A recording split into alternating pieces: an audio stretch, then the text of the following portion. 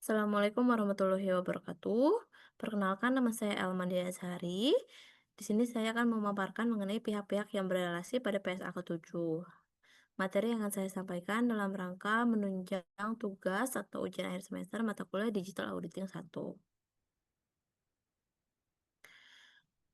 Tujuan dari pengungkapan pihak-pihak berrelasi dengan berkembangnya era globalisasi membawa banyak dampak yang pesat dalam berbagai bidang, salah satunya adalah dalam bidang ekonomi.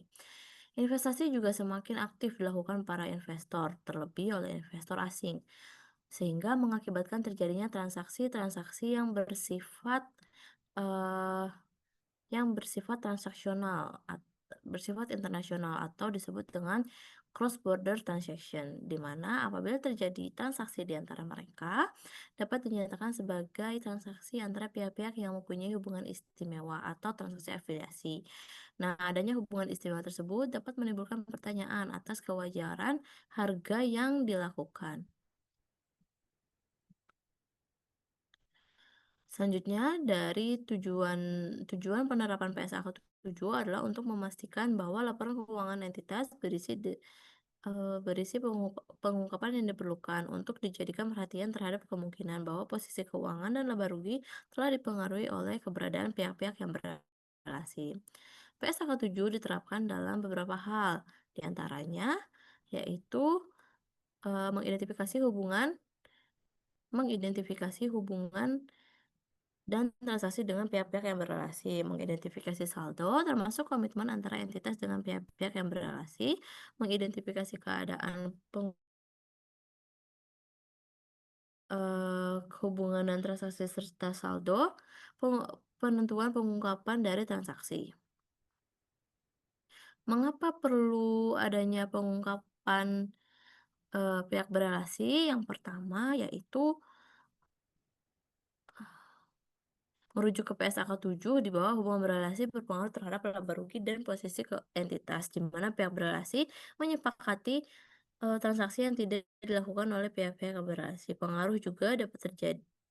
PSAK 7 juga pengaruhnya juga dapat terjadi tanpa terjadi transaksi. Sebagai contoh, entitas anak dapat mengakhiri hubungan dengan mitra dagang pada saat terjadinya akuisisi oleh entitas induk terhadap semua anak kegiatannya, seperti mitra dagang sebelumnya.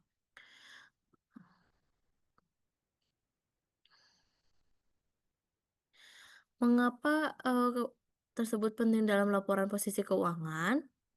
Yang pertama, aset terjadi atas transaksi pihak berrelasi. Jika perusahaan membeli atau menjual barang jasa kepada pihak berrelasi dengan harga tidak wajar, hal ini akan mempengaruhi nilai aset yang tercatat di posisi keuangan. Penting juga untuk memberikan pemahaman yang jelas tentang pengaruh transaksi tersebut terhadap posisi keuangan perusahaan. Selanjutnya, kewajiban kepada pihak berrelasi, di mana perusahaan ini memiliki pinjaman atau utang kepada pihak berrelasi, misalnya dengan suku bunga yang lebih rendah atau suku bunga pasar. Ini juga harus diungkapkan dengan jelas agar memberikan gambaran tentang kewajiban perusahaan yang mungkin lebih menguntungkan dari pihak-pihak berrelasi yang berdampak pada arus kas dan likuiditas perusahaan.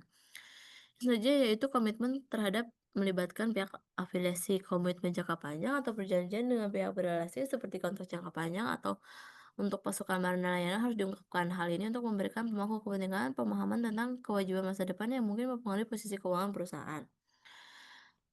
Mengapa pihak-pihak berrelasi penting dalam laporan laba rugi? Pertama, kita lihat pendapatan dari transaksi dengan afiliasi. Dalam hal perusahaan menjual barang atau jasa kepada pihak berrelasi dengan harga yang lebih rendah dari harga pasar, maka pendapatan tersebut harus dilaporkan dalam laporan laba rugi. Bisa tidak mencerminkan nyata perusahaan. Selanjutnya itu biaya terkait pihak berrelasi. Begitu juga biaya yang dibayar kepada pihak berrelasi, biasanya biaya sewa atau royalti yang ditetapkan dengan harga yang lebih menguntungkan bagi pihak berrelasi. Biaya ini harus diungkapkan dengan jelas, karena pengaturan yang lebih menguntungkan bagi pihak berrelasi bisa menurunkan laba yang dilaporkan oleh perusahaan dan memberikan gambaran yang keliru tentang pengeluaran operasional. Mengapa pihak-pihak berrelasi ini juga penting dalam mempengaruhi saldo yang tercatat dan kewajiban yang ada? Karena piutang dan utang kepada pihak relasi mungkin muncul karena bisa terjadi dengan ketentuan yang tidak dengan prinsip pasar, seperti piutang diberikan dengan jangka waktu yang lebih lama atau utang bunga yang lebih rendah. Ini juga harus diungkapkan dengan jelas. Terjadi transaksi dengan harga transfer tidak wajar. Jika perusahaan menjual atau membeli barang jasa kepada pihak berrelasi dengan harga yang tidak wajar, hal ini bisa mempengaruhi saldo yang tercatat dalam laporan keuangan. Misalnya, jika perusahaan membeli barang dari pihak berrelasi dengan harga yang lebih rendah dari harga pasar, maka utang yang tercatat bisa lebih rendah daripada yang seharusnya jika transaksi dilakukan dengan harga pasar. Yang ketiga, komitmen dan selalu mempengaruhi pengungkapan kewajiban.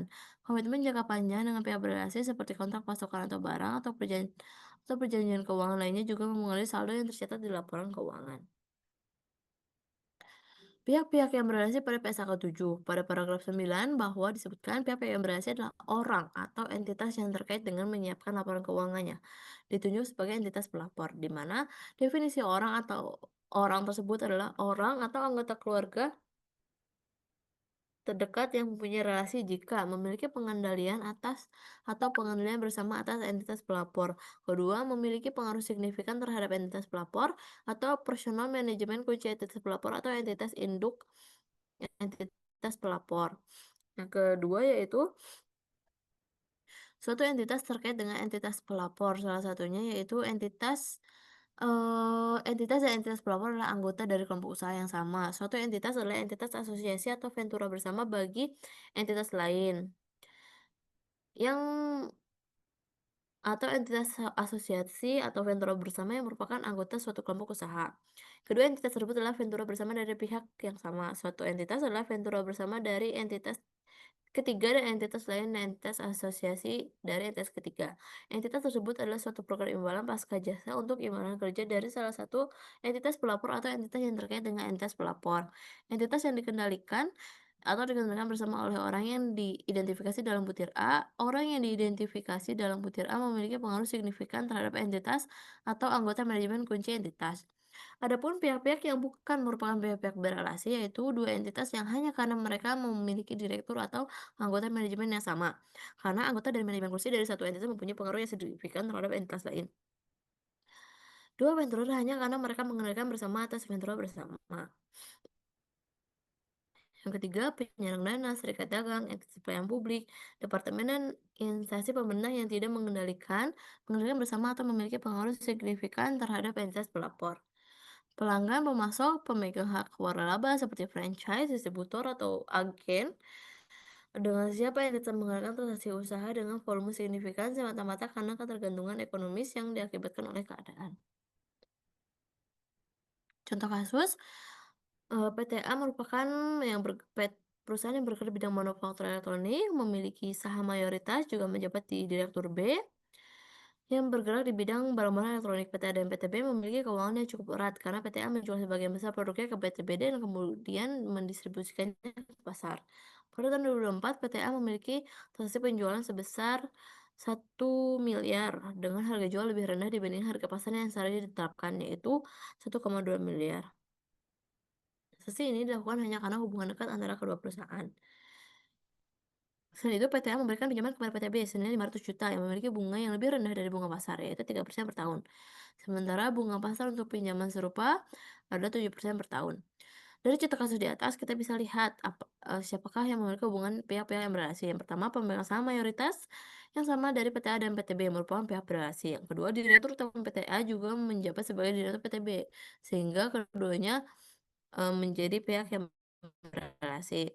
Setelah itu kita lihat, eee, laporan keuangannya. PTA atas hasil penjualan, PTA harus mengungkapkan transaksi penjualan barang kepada PTB senilai 1 juta serta menjelaskan bagaimana atau kenapa harga jual lebih rendah itu dibandingkan dengan harga pasar. Hal ini penting karena harga jual yang lebih rendah bisa memberikan pengaruh pada laba yang dilaporkan oleh PTA. Yang selanjutnya yaitu pinjaman dengan bunga yang lebih rendah.